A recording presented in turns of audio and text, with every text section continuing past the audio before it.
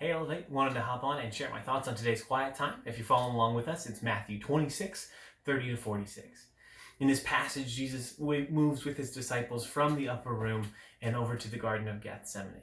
And it's a pretty famous portion of scripture that we're getting into as we're, again, still slowing down and focusing on the Passion Week and that narrative of all that Jesus did for us and all the things that we just finished remembering around Easter time. Here, Jesus reminds them that you're going to abandon me. You're going to fail me. Peter, being Peter, stops and he bucks up and he says, no, never me. I would even die with you. And Jesus says, no. Before the rooster crows 3 times, you're going to abandon me too. And goes on. Jesus takes some of his closest friends into the inner part of the garden, asks them to pray with him, and they fail him again. They fall asleep while he's praying, and that's where our passage leads us. Kind of an interesting chunk to look at. But as I was considering it, something stuck out to me. Jesus knew exactly how many times his friends would fail him before he chose them, before he chose to die for them. And even as they continued to fail him leading up to the moment of his death, he knew. He knew that they wouldn't be all-star disciples. He knew that they wouldn't be everything that they thought that they were. He knew just how messed up they were, and still, he decided to die for them. Still, he decided to go to the cross. I know sometimes for me, I'm like Peter, and I get in front of Jesus, and I'm in an emotional high, or just trying to prove something to myself, and I say, no, Jesus, I'd do this for you. I'd do this for you. I'm never going to do this again. Or I'm going to, from here on out, this is where I break the road and I'm never going to stumble again. And I'm going to be perfect from here on out.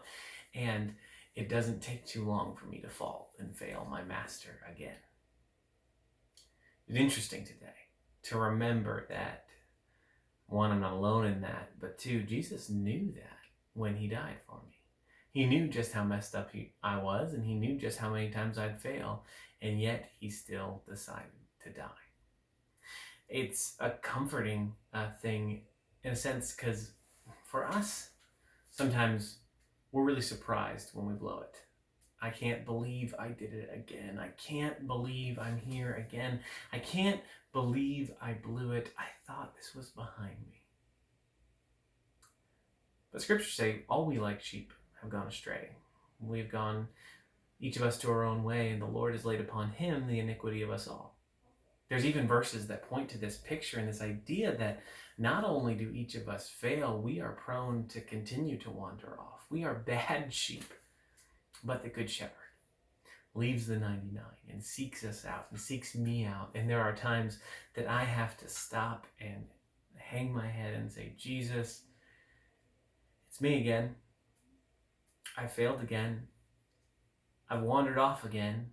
I find myself in the thicket again. God, I don't know how I got here, but I'm stuck again, and I feel far from you again. And when I wasn't looking, it seemed like I ended up wandering off.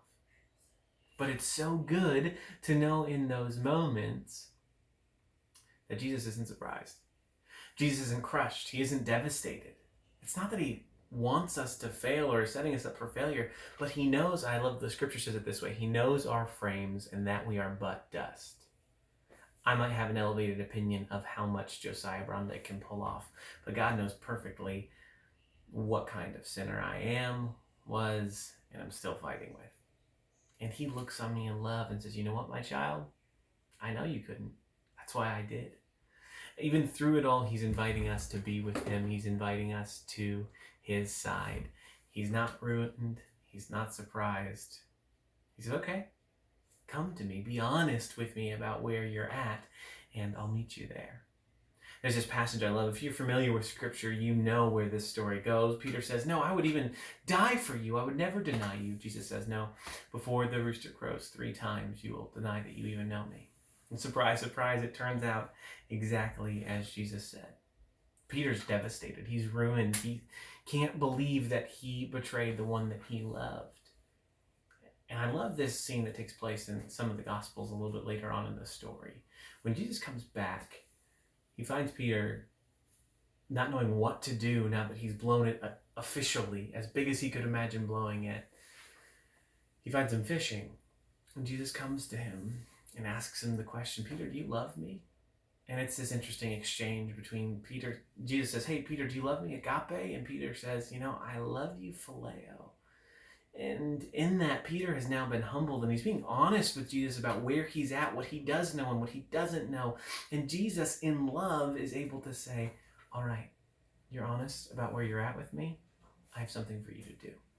Come to me, feed my lambs.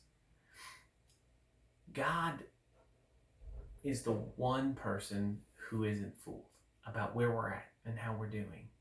You might be able to fool me. You might be able to fool yourself. You might be able to fool your parents. But Jesus knows. He knows when we're struggling. He knows when we're failing. And before he decided to die for you, before he decided to call you, he knew every time that you blow it, every time that you faceplant, every time that you wouldn't live up to even your own expectation. And still, he chose to go to the cross and say, okay, be honest about where you're at. I'm going to bring you through this to myself, and I'm going to make you the kind of person that someday can enjoy fellowship with me forever. I think that's awesome. I think that's worth getting excited about today. And it's a humbling realization, but a good one. I'd love to hear your thoughts. What have you been getting out of these passages? How has God been able to use his word to teach you? You could be following the Word of Life Quiet Time or somewhere else. What has God been saying to you this week? Let us know down below. Hope you guys are doing well. Hope to see you very, very soon. Take care.